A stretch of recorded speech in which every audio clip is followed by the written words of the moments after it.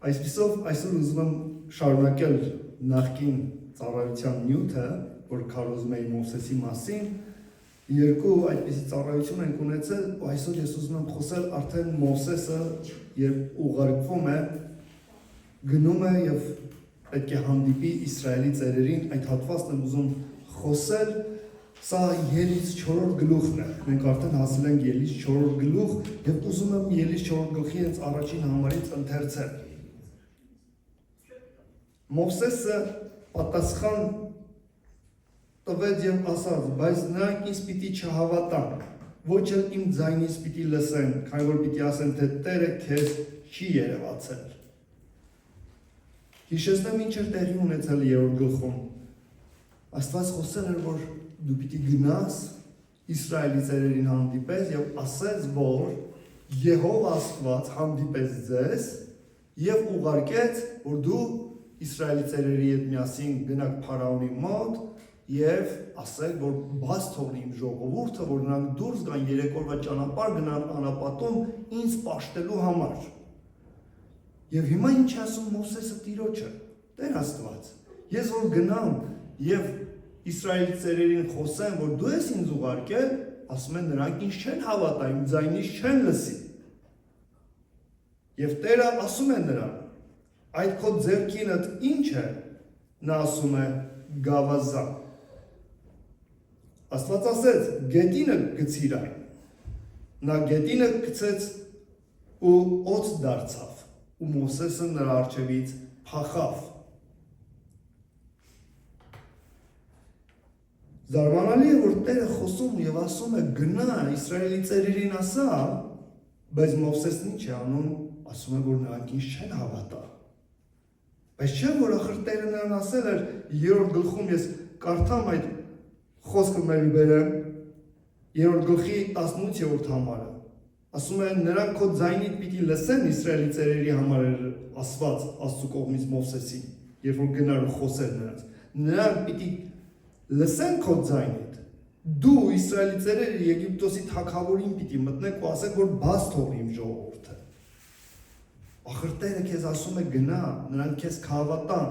Ինչպես է որ դու ասում ես նրանք ինձ չեն հավատա։ Ինչու Մովսես կասկածի տակ ես առնում Տիրոջ ասած խոսքը քեզ։ Եվ նաև կասկածի տակ ես առնում, որ Իսրայելի ծերերը չեն հավատա քեզ։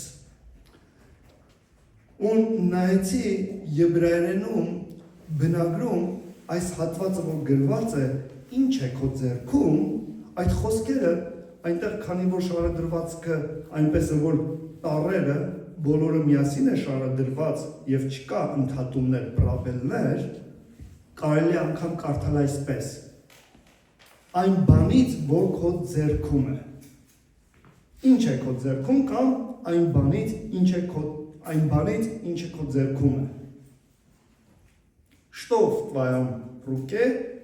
կամ от того,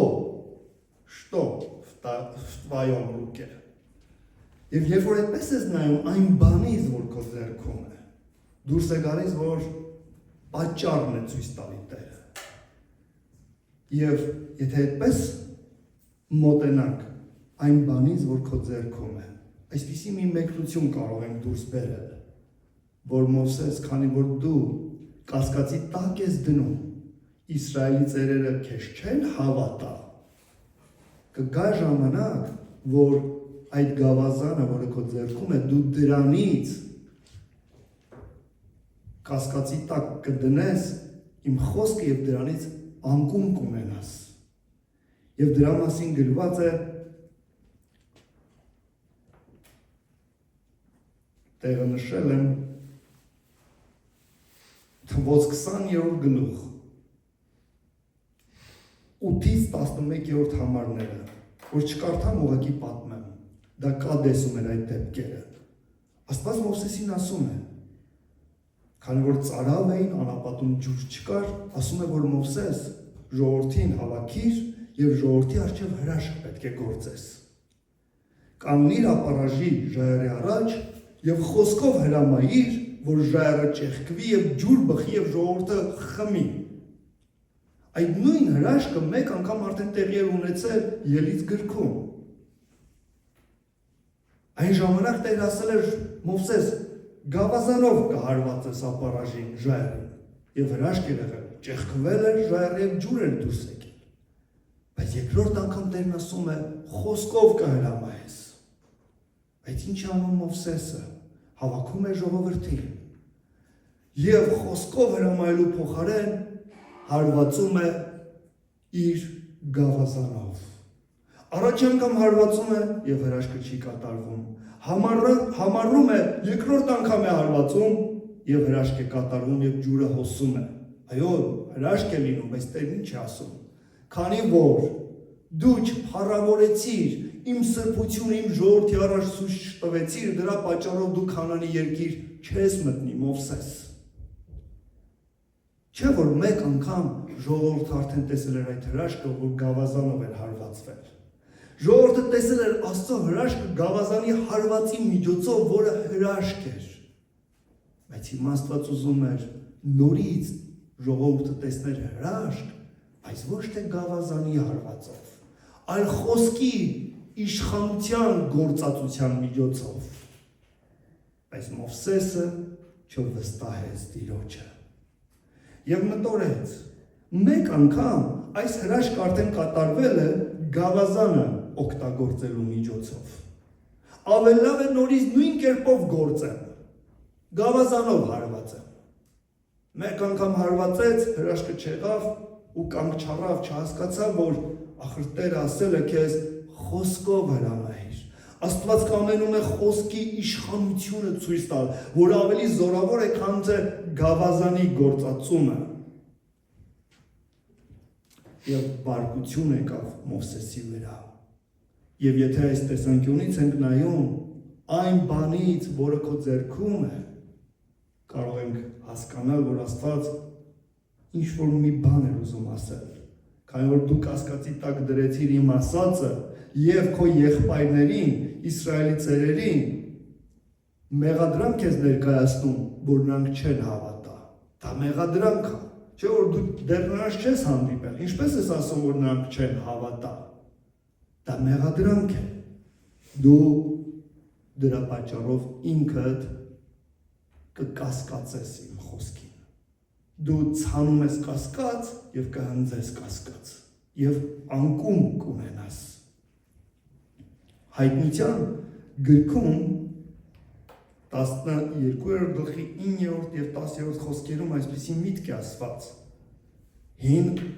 օծը, այն վիշապը, որ առաջվա օծն էր, ինչ էր նա անում։ Նա մեր եղբայրների դեմ չարախոսում էր եւ օր եւ գիշեր Աստծո առջև կանգնած չարախոսում էր։ Եվ երբ որ Մովսեսը գցեց գավազանը, ինչի վերածվեց այն։ Օծի։ Այսինքն Մովսես, հիմա դու քո եղբայրների դեմ չարախոսում ես, ասելով որ նրանք չեն հավատա, դա չարախոսություն է։ Դրա համար ինչ եղավ նմանությունը։ Գավազանը վերածվեց օծի։ Օծը սատանան ինչ էր անում, եղբայրների դեմ մեղադրանք էր միշտ ներկայացնում Աստծո առաջ։ Սա առաջին մեկնությունը, որ ուզում էի փոխանցեի ձեզ գրվածքի հետ կապված։ Իսկ հիմա ուզում եմ հաջորդ մեկնությանը գալ։ Սա այլ մեկնություն է, որը կապ չունի մյուս մեկնության հետ, որովհետև Աստծո խոսքը մի մեկնություն չունի։ Մենք կարող ենք շատ հայտնություններ ստանալ գրվածքից։ Մենք նաև ինչ ենք անում միասին, սովորում ենք Աստծո խոսքի հետ աշխատել, սերտել եւ գիտություն եւ հայտնություններ ստանալ գրվածքներից։ Գավազանը իշխանության խորհուրդ ունի։ Հիմա նայենք այդ կողմից։ Ինչ է քո ձեռքում։ Գավազան, որի իշխանության խորհուրդն է։ Դե գցիր գետնին։ Ու երբ որ գցեց, այն վերածվեց օծի։ Մովսեսը տեսավ այդ օծին եւ դա վախենալու օծ էր եւ ինչ արեց, ասված է դրա դիմացից փախավ մի կողմ, ինչու որովհետեւ կարող էր խայթել, իր կյանքի համար վտանգ կար։ Եվ ինչ ասում Աստված։ Տերն ասում է Մովսեսին. ձեռքդ երկարացրու ու պոչից բռնիր։ Նա իր ձեռքը երկարացրեց ու նրան բռնեց ու գավազան դարձավ իր ձեռքի մեջ։ Մովսեսը 40 տարի անապատում արածացրել էր հոտերին, ոչխարներին, նա արդյոք մեկ անգամ էր հանդիպել օձի, ոչ, անապատում լի էին այդպիսի մահաբեր օձեր, դրա համար ինքը տեսնելով օձին դիմացից փախավ, ու Մովսեսը գիտեր, օձին օջից չեն բռնում, օձին, որպեսզի կարողանան բռնել ինչ են անում, օգտագործում են երկժանի, այդպիսի երկար գործիք, բայց բռնում են գլխից, եթե գործիք էլ չեն օգտագործում, մարդը ինչ պետք է անի, կարողանա գլխի հատվածից բռնի, որ չկարողանա իրեն խայթել, բայց զարմանալի բան, Աստված ասում է, օջից բռնիր, հիմա եթե օջից բռնի, Մովսեսը ինչ է հասկանում, ինքը դառնում է բաց թիրախ, որ օձը միանգամից կհարվածի, բայց Մովսեսը հնազանդվում է Աստծուն ու բռնում է օջից և հրաշք, նորից դառնում է փայտե գավազան իր ձեռքի մեջ ու ինքը վնաս չի կրում։ Աստված ինչ էր ուզում ցույց տալ, որ գավազանը, որ իշխանության խորհուրդ է, իշխանության մեջ օձ կա, երբ որ Աստված մեզ օծում է իշխանությամբ, և մենք սկսում ենք Աստծուն ծառայել, Աստծո զորության և իշխանության մեջ կա վտանգ։ Այդ իշխանությունը, եթե մենք այդ իշխանությանը ճիշտ չվերաբերվենք, այդ իշխանությունը, որ աշխատում է, գործածվում է, մենք կարող ենք խայթ ընդունել։ Սա է խորհուրդը, իմաստը, որ կա վտանգ, Մովսես, դու պիտի իմ իշխանության, իմ զորության մեջ գործես, ինձ ծառայես, բայց իմացիր, իշխանությունը մի բան է, որից մարդիկ խայթ են ընդունում, և մարդիկ վնասվում են իշխանության հետ գործ ունենալուց, նրանց եսն է բարձրանում, իրանք հպարտանում են, և վերջիվերջո խայթվում և վայր են ընկնում, դու պետք է զգույշ լինես իշխանության հետ գործ ունենալիս, և ինչ էր ասում, առաջին բանը, գցիր գետնի վրա, գավազանը ոչ թե ձեռքերում վերածվեց օձի, որտեղ ձեռքից Մովսեսի մարմնից հեռու, և որն է առաջին միտքը, նայիր, հրաշք կատարվեց, երբ որ քո գավազանը դու գործածեցիր, հրաշքը որտեղ կատարվեց, քո մարմնից, քո անձից դուրս, հեռու, այսինքն առաջին միտքը, ինչ պետք է սովորեր Մովսեսը, ես և դու, երբ որ Աստված մեր կյանքերում հրաշքներով գործում է, մեր միջոցով, մենք պիտի հասկանանք, դա մեր անձի հետ կապ չունի, դա մեր անձից դուրս է, մենք պիտի գիտակցենք, որ այդ հրաշքը, զորությունը մեր մարմնից, մեր կյանքից, մեր անձից դուրս է գործում, այսինքն մենք պետք է այդպես հեռավորություն դնենք և հասկանանք, սա Տերն է անում, սա իմ հետ կապ չունի, սա իմ մարմնից դուրս է, սա Աստված է հրաշքանում, ինձանից անկախ, իմաստը դրանում է, տես քո ձեռքում չի, քեզանից դուրս է դա կատարվում։ Մյուսը, ինչ արա, հիմա տեսար, որ հրաշքը քեզանից դուրս է գործում, դու իր հետ կապ չունես, որ չխայթվես իմաստը, հիմա բռնիր պոչից, որպեսզի բռնես պոչից, ուրեմն դու պիտի վստահես Աստծուն, ծառայելով Աստծուն։ Եվ երբ որ բռնում ես պոչից, ինչն ես անում, դու տեղ ես տալիս, որ գլուխը բռնի, Տերը։ Դու թույլ ես դրանով տալիս, որ Քրիստոսը գլուխը բռնի։ Ծառայության մեջ, Աստծուն ծառայելու ընթացքի մեջ, Տիրոջ կամքը որն է, որ մենք խոնարհվենք պոչը բռնելու և ասենք, որ գլուխը պատկանում է Տիրոջը։ Գլուխը ինքը պիտի բռնի, ոչ թե ես։ Այդ տեղը պատկանում է Քրիստոսին։ Ու երբ որ Մովսեսը երկարասած ձեռքը պոչից բռնեց, Աստված ինչ արեց նորից, օձին վերածեց մեռած փայտի, և իրան ոչինչ չեղավ։ Եթե Մովսեսը ձեռքը երկարացներ գլխին, դա նշան կլիներ, որ գլուխը, առաջնեկությունը, առաջնորդությունը իրան է պատկանում։ Բայց երբ որ ձեռքը երկարացրեց պոչին, սա նշան էր, որ Տեր, ես հասկացա, ես քո ծառան եմ, դու ես իմ գլուխը, դու ես իմ առաջնորդը, դու ես ինձ տանում քո ճանապարհների մեջ, ես չեմ որոշումներ կայացնողը, ես չեմ գլուխը, այդ գլխի տեղը քոնն է, քեզ է պատկանում։ Ու երբ որ այդպես վարվեց Մովսես, ինչ եղավ, օձը իրեն չխայթեց ու նորից վերցրեց ձեռքերի մեջ։ Եվ ինչ է ասում Աստված դրանից հետո նրան, տեսեք, սրանով պիտի հավատան, այդ հրաշքը պիտի աներ Իսրայելի ծերերի առաջ, պիտի հավատան, թե իրենց հայրերի Տեր Աստվածը, Աբրահամի Աստվածը, Իսահակի Աստվածը ու Հակոբի Աստվածը երևաց քեզ։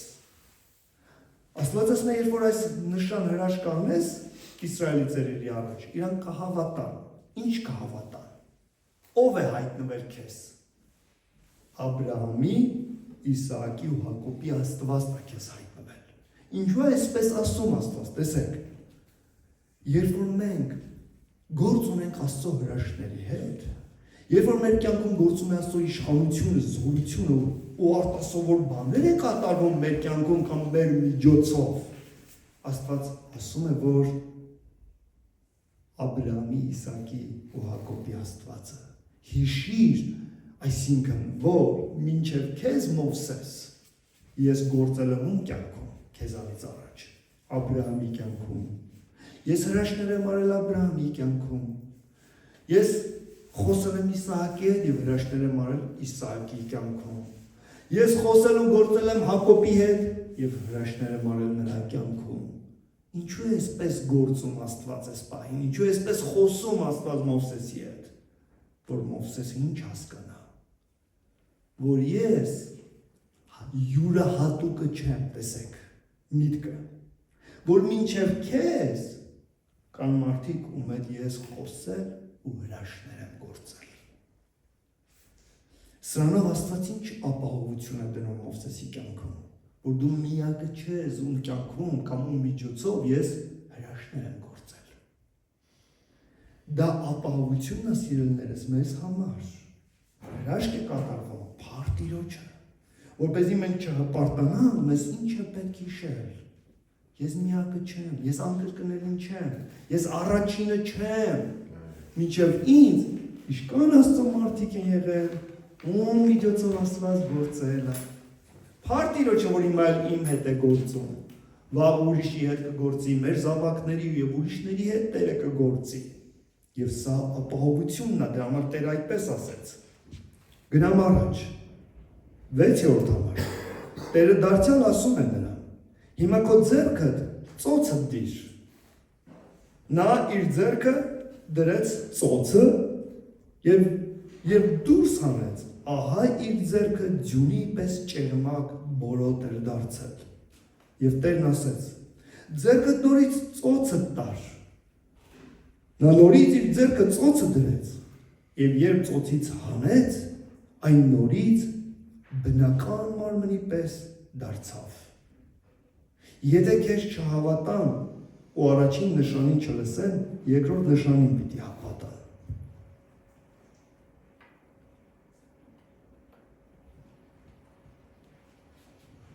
Հիմա երկրորդ նշան հրաշքն է Աստված տալիս։ Եվ ինչ ասում, եթե առաջին նշանին չհավատան, այս նշանը պետք է անես։ Առաջին նշանը, տեսեք, հրաշքն էր, բայց ասում է երկրորդ նշան հրաշքը ավելի զորավոր էր։ Որտեղ Տերն ասում է, եթե նրան չհավատան, սրանք հավատան, չէ՞։ Սա ինչ նշան հրաշք է։ Ձեռքը դիր ծոցդ։ Դնում է, հետո ասում է հանիր, հանում է բորոտ է։ Ինչ է ցույց տալիս ձեռքը։ Ձեռքը ցույց է տալի մեր գործերը, մեր կյանքը, մեր ապրելակերպը, մեր վարքը, ինչպես ենք մենք խոսում մարդկանց հետ, ոնց ենք վերաբերվում մարդկանց, ոնց ենք ապրում, մաքուր, արդար, պիղծ, անսուրբ, թե սուրբ, ընդհանրապես մեր կյանքը, մեր առօրյա, մեր գործելակերպը։ Իսկ ինչն է ծոցը, դա մեր ներսն է, դա մեր սիրտն է, Դա այնտեղն է, որ Աստված գիտի, բայց մարդիկ չեն տեսնում, ինչ է կատարվում մարդու սրտում։ Ու երբ որ ասում է ձեռքը տար ծոցդ, հանում է, ինչ է կատարվում, բորոտ է։ Բորոտությունն ինչ է, մեղքի արդյունքը, չէ, ապականություն, բորոտություն այն թարախային հիվանդությունն է, որը գարշելի է, որից հոտ է գալի, ապականություն է, հիվանդություն է։ Ինչ կա մարդու ներսում, սիրելիներս, մեր սրտերը ասված է, ապականված է։ Եվ Հռոմեացիս 7-րդ գլխում Պողոս առաքյալը ասում է, իմ ներսում բարի բան չի բնակվում։ Սա ասված է Հռոմեացիս թղթի 7-րդ գլխի 17-18 այդպես համարներում որ կարդաս։ Պողոս առաքյալը հայտնաբերեց, որ իր ներսում ոչ մի բարի բան չկա։ Ասում անգամ ուզում եմ լավ անեմ, սուրբ անեմ, դա էլ չեմ կարողանում անել։ Ուզում եմ Աստծո պատվիրանը պահել, պատվիրանը չեմ կարողանում կատարել։ Տեսեք, ասում եմ ես ուզում եմ Աստծո սուրբ բան անել, բայց իմ ներսում հայտնաբերում եմ մի ուրիշ օրենք, դա մեղքի օրենքն է։ Եվ այդ մեղքի օրենքը ինձ գերի է բռնում եւ ինձ ստիպում է, որ ես չար անեմ։ Այն անեմ, որ ես չեմ ուզում, Աստծո կամքին հակառակ բաներ եմ անում։ Եվ ինչ ասում, ես հասկանում եմ, որ իմ մարմնի մեջ բարի բան չի բնակվում, այլ մեղքն է բնակվում։ Ինչպես է մեղքը մեր մեջ բնակվում, երբ որ Ադամը, առաջին մարդը, վերցրեց բալուտ չարի գիտության ծառի պտուղը կերավ, այդ պտուղը ֆիզիկական էր։ Ինքը կերավ, այդ պտուղը գնաց իր մարմնի մեջ եւ իր մարմնի մեջ մեղքը բնակվեց։ Եվ Ադամից հետո բոլոր սերունդները ադամական սերմից ծնվեցին։ Եվ այդ ադամական սերմը ապականված էր մեղքի զորությունով, եւ Կայենն ու Աբելը ծնվեցին մեղքով։ Եվ բոլոր մարդկությունը այսպես դարերով, հազարամյակներով շարունակ ծնվում են մեղքը իրենց մեջ։ Մենք էլ երբ որ ծնվեցինք մեր ծնողներից, մեր մարմնի մեջ մեղքն է բնակվում։ Մենք ոչ թե մեղք գործեցինք, դրա համար մեղավոր ենք կոչվում։ Մենք մեղավորներ ենք,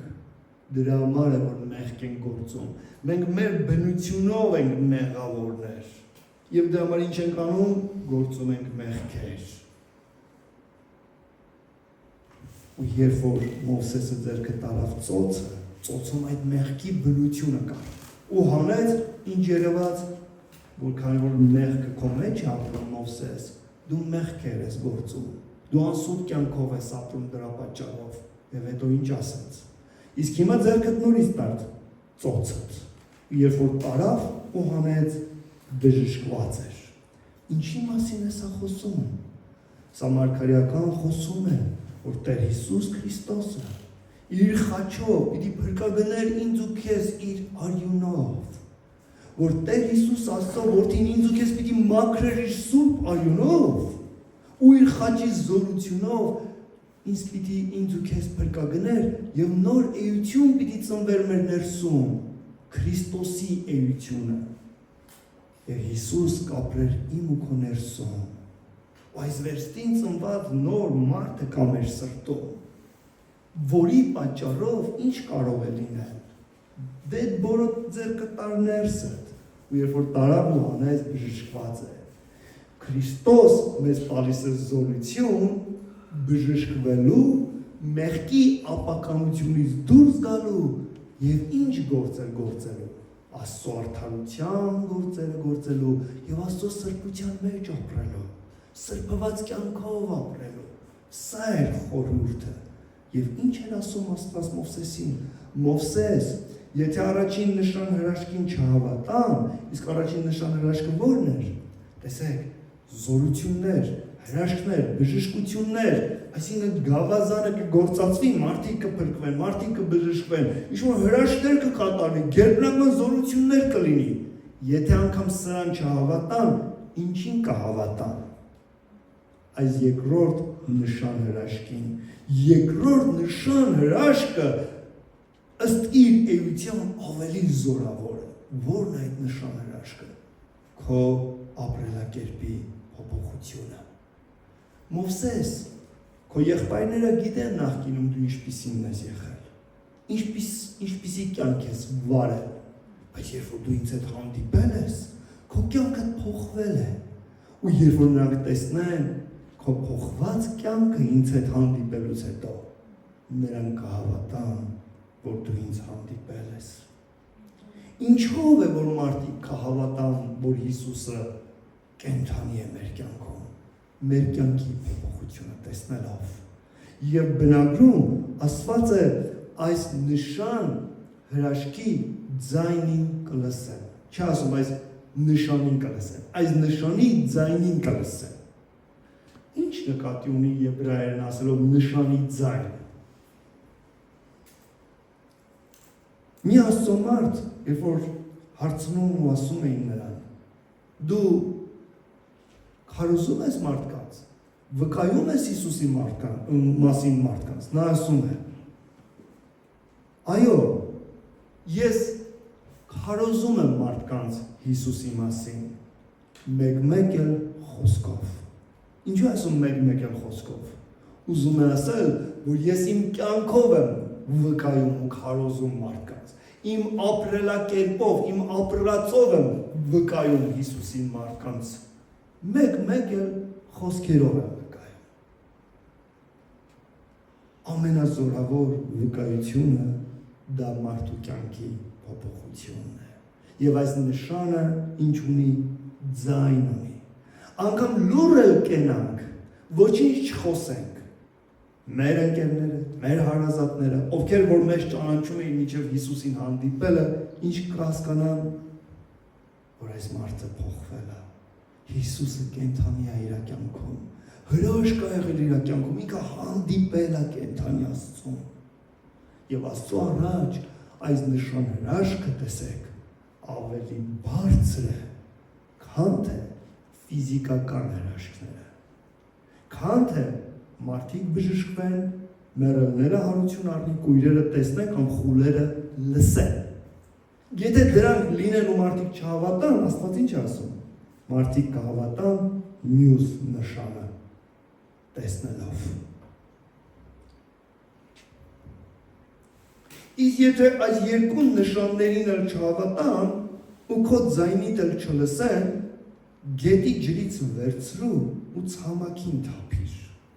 Այն ջուրը, որ գետից վերցրեցիր, ցամաքի վրա արյուն պիտի դառնա։ Երրորդ նշան հրաշքը, վերցրու գետի ջրից։ Մենք գիտենք, որ ջուրը կյանքի խորհուրդն է։ Հիշենք Հովհաննես 4-րդ գլուխ։ Տեր Հիսուսը հանդիպում է Սամարիայում, ջրորի մոտ է նստած լինում սամարացի կնոջը։ Եվ այս կնոջը ասում է, ջուր տուր ինձ խմելու։ Այս կինը զարմանում ասում է, ինչպես որ դու հրյա ես, սամարացուց ջուր ես ուզում, ինձ հետ խոսում ես։ Հրյաները չեն հաղորդակցում սամարացիների հետ։ Տերն էլ պատասխանում է, եթե միայն թե դու իմանայիր, ով է քեզ հետ խոսում, ով է քեզանից ջուր ուզում, դու ինքդ նրանից ջուր կուզեիր, եւ նա քեզ մի ջուր կտար, որը որ դու խմեիր, քո ներսում կենդանի ջրի աղբյուր կբացվեր, որը հավիտենական կյանքի համար կբխեր։ Երբ որ մենք հանդիպում ենք Հիսուսին, Տեր Հիսուսից առնում ենք կյանքի ջուրը, մենք վերստին ծնվում ենք, կենդանանում ենք, մեր ներսում աղբյուր է բացվում, թանկագիններս։ Աստծո խոսքը, Աստծո Սուրբ Հոգին կյանքի գետ է դառնում մեր ներսում։ Ու Տերը ինչ ասում։ Վերցրու գետի ջրից ու լցրու ցամաքին։ Ինչ է այս գետի ջուրը մարգարեական առումով։ Սա Տեր Հիսուսի կյանքի ջուրն է, որ մեր սրտում կա։ Մեր ներսում կա այդ կյանքի ջուրը, թանկագիններս, Հիսուսը ապրում է իմ ու քո սրտի մեջ։ Եվ Տերն ինչ ասում։ Վերցրու գետի ջուրը, վերցրու կյանքի աղբյուրը, որը քո ներսում բացված է, այն Հիսուսին, որին դու հանդիպել ես, այն կյանքի ջուրը, որ դու խմել ես, քո ներսի փրկության ավետարանի կյանքի ջրի խոսքից վերցրու եւ ինչ արա, ցամաքի վրա լցրա։ Ցամաքը, գետինը, հողը, ով է։ Մարդիկ են, սիրելիներս։ Չէ՞ որ Աստված մարդուն արարեց Ադամին։ Վերցրեց գետի հողը փոշի ու շինեց առաջին մարդուն։ Եվ այդ մարդիկ այսօր ծարավ են Աստծո։ Մենք կարող ենք հանդիպել մարդկանց ու տեսնել, որ նման են ճաքճքած հողի։ Անապատի հողը ինչպիսին է, որ երկար ժամանակ անձրև չի գալիս, չէ՞։ Հողը սկսում է ինչ անել, ցամաքել, այսպես ճաքերը գցում իր վրա։ Ու երբ որ դու ջուր ես լցնում ցամաքած հողի վրա, այդ ջուրը խմում է հողը ու արգասավոր է դառնում, պատխաբեր է դառնում։ Մարգարեական առումով ինչ է իմաստը։ Խմել ես կյանքի ջուրը, քո ներսում կա փրկության գետի ջուր։ Հիսուսի փրկության խոսքը, ավետարանի կենդանի ջուրը վերցրու քո ներսից եւ տուր մարդկանց։ Եվ ինչ կլինի, երբ որ դու տաս ցամաքած հողին, այդ մարդը կխմի այդ ջուրը եւ այդ ջուրը հողի վրա կվերածվի, կդառնա արյուն։ Ինչ արյուն։ Փրկության արյուն։ Որն է հրաշքը։ Ես ու դու չեն կարող մարդկանց փրկել։ Փրկիչը Քրիստոսն է։ Ես ու դու չեն կարող ավետարանի խոսքը ուղղակի վերցնել ու մարդկանց փրկել։ Մենք կարող ենք վկայել, մենք կարող ենք պատմել Հիսուսի մասին։